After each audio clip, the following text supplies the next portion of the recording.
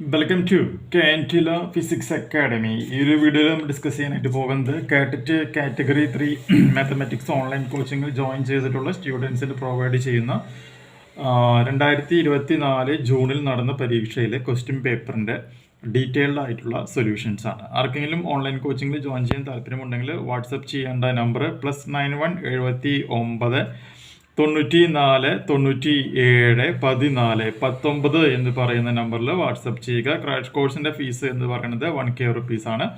Main കോഴ്സിൻ്റെ fees എന്ന് പറയുന്നത് 10K റുപ്പീസ് ആണ്. ക്വസ്റ്റ്യൻ നോക്കുക.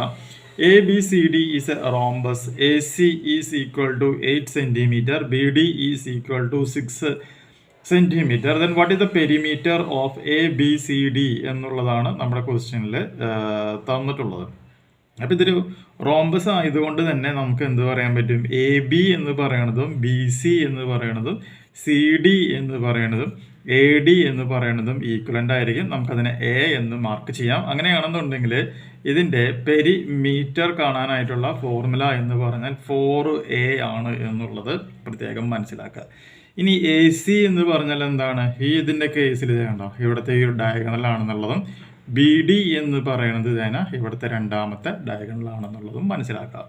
അപ്പോൾ അതുകൊണ്ട് തന്നെ നമുക്ക് AC equal to D1 equal to D1 എന്ന് മാർക്ക് ചെയ്യാം. അതുപോലെ തന്നെ BD is equal to D2 എന്ന് മാർക്ക് ചെയ്യാം. അപ്പോൾ ഇതിൻ്റെ A എന്ന് പറഞ്ഞാൽ ഒരു സൈഡാണ്, ആ സൈഡാണ് കണ്ടെത്തേണ്ടത്. So side A is equal to root of D1/2 whole square plus നമുക്കിവിടെ എന്ത് പറയാൻ പറ്റും?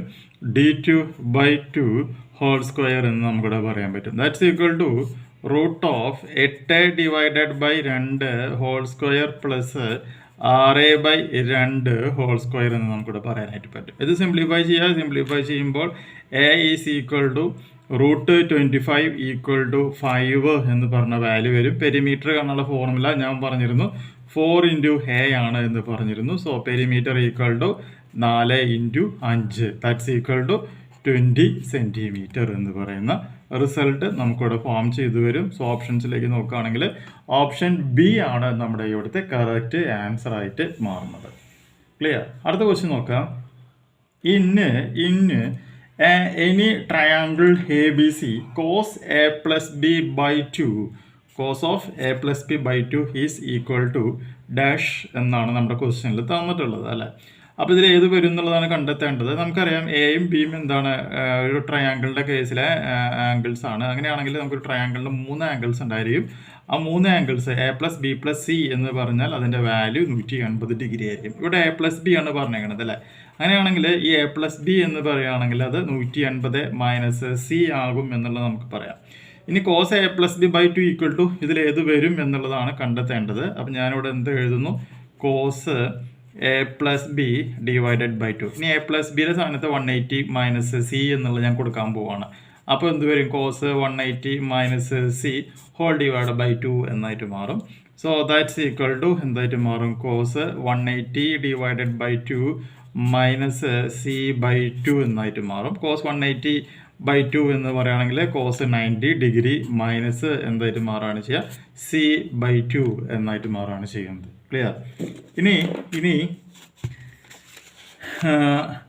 നമുക്കറിയാവുന്ന ഒരു ഫോർമുലയുണ്ട്. cos 90 - θ എന്ന് പറയുകയാണെങ്കിൽ അത് എന്ന് പറയുന്നത് എന്താണ്? sin θ ആണ്. അപ്പോൾ ഇത് cos 90 - θയുടെ സ്ഥാനത്ത് ഇവിടെ എന്താ ഉള്ളത്? C/2 ആണ് വരുന്നത് അല്ലേ.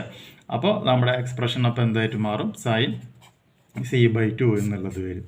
ക്ലിയർ? അപ്പോൾ അതുകൊണ്ട് നമുക്കിവിടെ എന്ത് പറയാൻ പറ്റും? cos A + B divided by 2 is equal to sin C/2 എന്ന് പറയുന്ന റിസൾട്ട് നമുക്കിവിടെ കിട്ടുകയാണ് ചെയ്യുന്നത്. പ്രോബ്ലം ചെയ്യുക. അടുത്ത വീഡിയോയിൽ നമുക്ക് മറ്റ് ന്യൂമറിക്കൽ പ്രോബ്ലംസ് ഡിസ്കസ് ചെയ്യാം.